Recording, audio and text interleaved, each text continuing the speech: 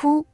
一声闷响，陈平感觉后背像是被一座大山撞上，整个人如同断线的风筝般飞了出去，狠狠撞在圣光殿的穹顶，将坚硬的琉璃瓦撞出一个大洞，狼狈地摔落在殿外的广场上。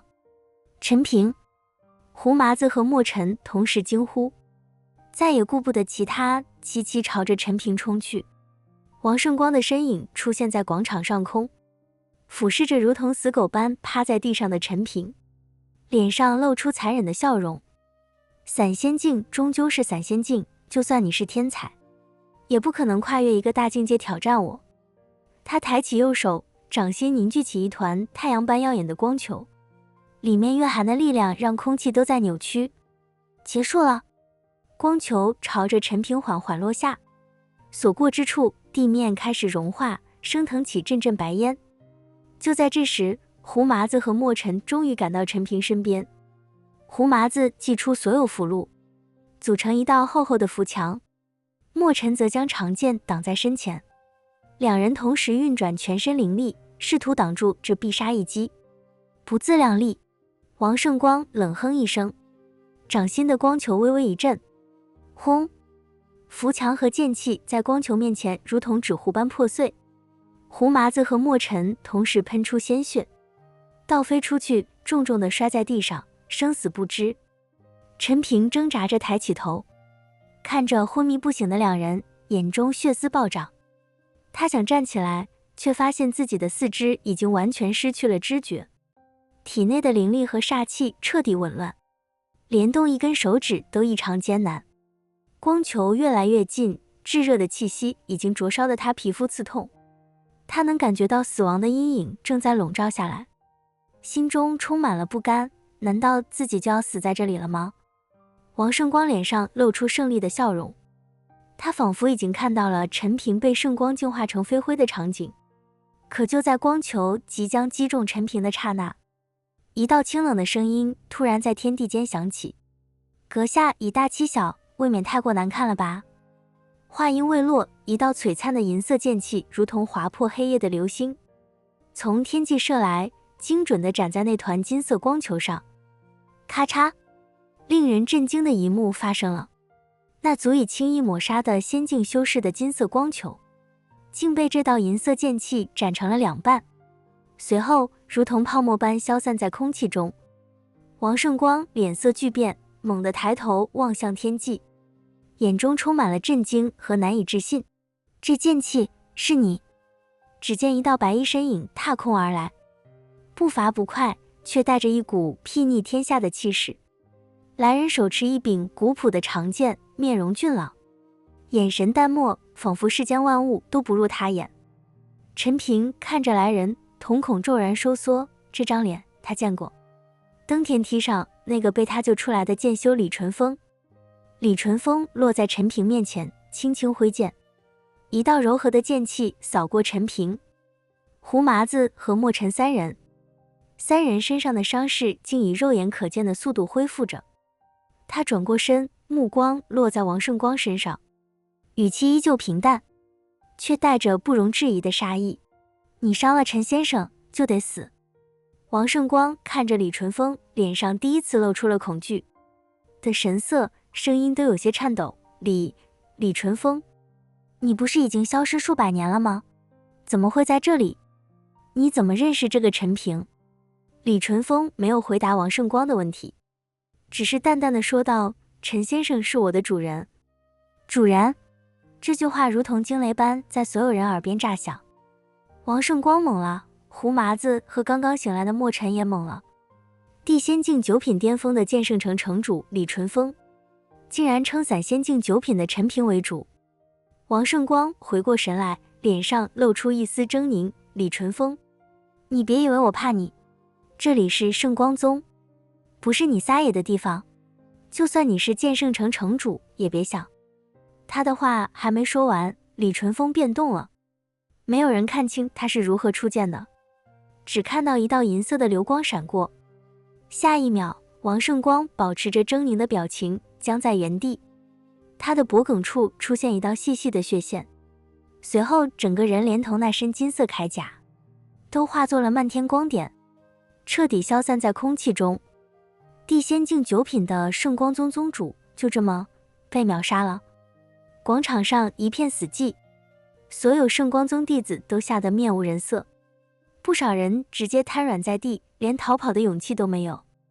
李淳风收回长剑，走到陈平面前，微微躬身，语气恭敬：“陈先生，让您受惊了。”陈平这才从震惊中回过神来，他看着眼前的李淳风，张了张嘴，终于挤出一句话：“你是剑圣城的城主？”李淳风微微一笑，点了点头：“不错，我就是剑圣城的城主。”剑圣城的那个负责人是？陈平满脸好奇。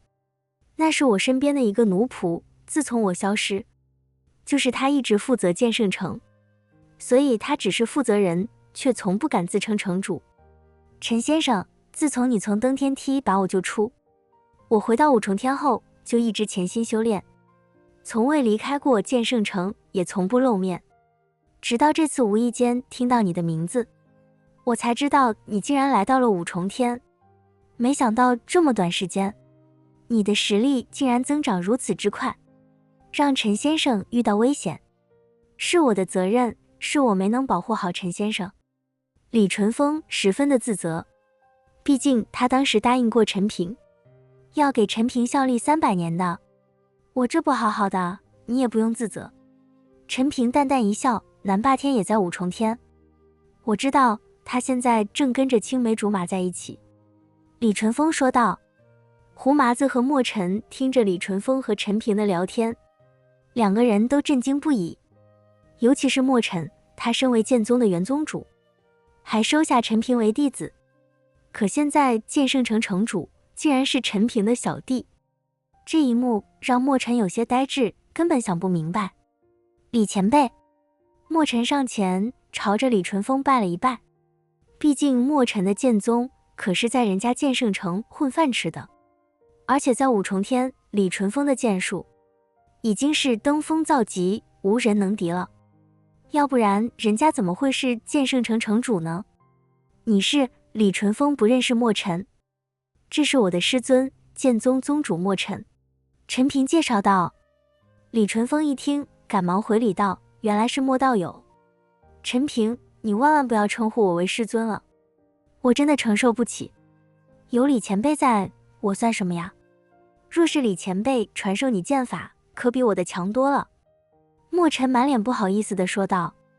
陈先生想学，我自当是毫无保留。李淳风说道。过后再说，还是先解决眼前的事情吧。陈平说道。李淳风点了点头，看了一眼周围瑟瑟发抖的圣光宗弟子，眼中闪过一丝冷冽，这些人留着也是祸害。陈平什么都没有说，不过那平静的眼神却表明了态度。陈平可不是什么圣母，在这个社会，没有好与坏，只有敌人和朋友。敌人，那就只能死。李淳风看懂了陈平的意思，没有废话，挥手打出数道剑气，那些圣光宗弟子惨叫一声，全都瞬间被斩杀。解决完圣光宗的事情，李淳风看向陈平：“陈先生，此地不宜久留，我们先回剑圣城吧。”陈平点了点头，他现在有太多的问题想问李淳风了。李淳风轻轻一挥手，一道柔和的力量托起陈平。胡麻子和墨尘随后化作一道流光，朝着剑圣城的方向飞去。身后曾经辉煌无比的圣光宗，在夕阳的余晖中渐渐失去了往日的光彩，只留下断壁残垣，诉说着这里曾经发生的一切。陈平回头望了一眼，心中感慨万千。从万毒谷到圣光宗，这一路险象环生，若不是有墨尘和胡麻子相助，若不是李淳风及时出现，他恐怕早已身死道消。该死的赤云魔君，怎么一点动静都没有呢？陈平心中骂着赤云魔君，如果赤云魔君及时附体，自己也不必差点死掉。剑圣城的轮廓在暮色中渐渐清晰，李淳风所化的流光缓缓降落在剑宗驻地上空。这片位于城东的院落虽不算奢华，却在夕阳下透着一股安宁，与之前经历的血雨腥风形成鲜明对比。陈先生，莫道有，胡大师，暂且在此歇息吧。李淳风挥手撤去护照，柔和的灵力拖着三人平稳落地。我已吩咐下人备好疗伤丹药，有任何需求只需传讯即可。陈平挣扎着站直身体，左臂处传来阵阵刺痛，但体内紊乱的灵力已被李淳风的剑气梳理出一丝头绪。多谢李城主援手。胡麻子和墨尘双双道谢。客气了。李淳风微微颔首，你们先休养，有事情的话，陈先生可以随时喊我。说完，李淳风瞬间消失。安置好胡麻子和墨尘，陈平独自坐在院落的石凳上，月光透过梧桐叶洒下斑驳的光影。他缓缓运转凝心诀，金色的灵力在经脉中艰难游走，每修复一寸受损的脉络，都像有无数根细针在穿刺。陈平倒吸一口凉气，胸口的伤口因灵力激荡而再次渗血。他解开衣襟，那道被王圣光掌风灼伤的焦黑痕迹上，正有丝丝煞气与龙元相互撕扯，仿佛在争夺身体的控制权。这圣光之力倒是顽固。陈平眉头微皱，从储物戒中取出一枚朱红色的丹药。此刻丹丸刚一入口，便化作清凉的药液流遍四肢百骸，灼烧感顿时缓解了不少。远处传来墨尘的咳嗽声，陈平循声望去，只见老宗主正被弟子搀扶着站在廊下，苍白的脸上带着劫后余生的庆幸。陈平，你没事吧？劳师尊挂心，死不了。陈平咧嘴一笑，露出一口白牙。倒是您和胡大师可得好好休养。墨尘摆了摆手，走到近前低声道，李城主，当真认你为主。想起在圣光宗那震撼的一幕，他至今仍觉不可思议。地仙境9品巅峰的剑圣城主，竟对散仙境的弟子行此大礼，这若是传出去，恐怕会惊掉整个五重天修士的下巴。陈平苦笑道，登天梯上曾有过一面之缘，谈不上主仆，或许是他性情古怪吧。陈平不愿过多提及与李淳风的渊源，有些秘密知道的人越少越好。两人正说着，胡麻子顶着包扎的像粽子的脑袋跌跌撞撞跑来，脸上却洋溢着兴奋。陈平，老子没事，那老东西的圣光弹也就看着吓人，不及你斩龙剑的半分霸道，小心伤口。陈平无奈摇头，这家伙总是好了伤疤忘了疼。胡麻子却满不在乎地摆手，从怀中掏出个黑黝黝的陶罐，看我给你带了什么。这是用万毒谷的紫金蟾蜍内丹炼的药膏，专治各种外伤，抹上保管，你明天就能提剑砍人。看着陶罐里冒泡的绿色膏体，陈平眼角抽了抽，你确定这不是毒药？嘿，信不过我。胡麻子急了，抓起一块碎石抹上药膏，那石头竟瞬间冒出青烟，你看，连石头都能腐蚀，清理伤口，效果绝佳。就在这时，李淳风的声音在院外响起，陈先生，疗伤之事急不得。他缓步走入，手中托着一个玉盒，这是剑圣城的凝神玉髓，对修复经脉裨益良多。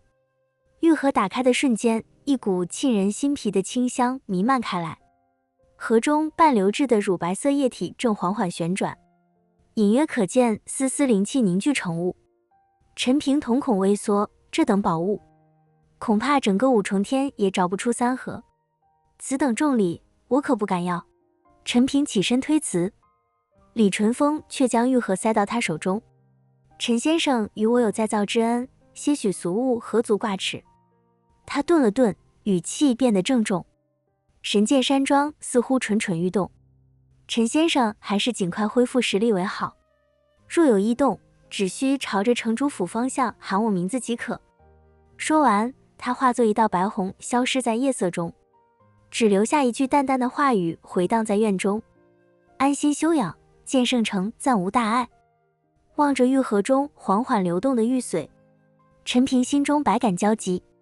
接下来的3日，剑宗驻地异常平静。陈平每日沉浸在疗伤中，凝神玉髓果然名不虚传，受损的经脉以肉眼可见的速度愈合，龙元与煞气在李淳风留下的剑气调和下，渐渐形成一种微妙的平衡。墨尘与胡麻子恢复的稍慢，前者被圣光灼伤的内腑需要慢慢温养，后者则是因为强行催动符箓反噬，此刻正抱着个药罐天天唉声叹气。凌雪与其他剑宗弟子则担起了警戒的重任，这些日子总有3、3两两的修士在驻地外徘徊，眼神不善。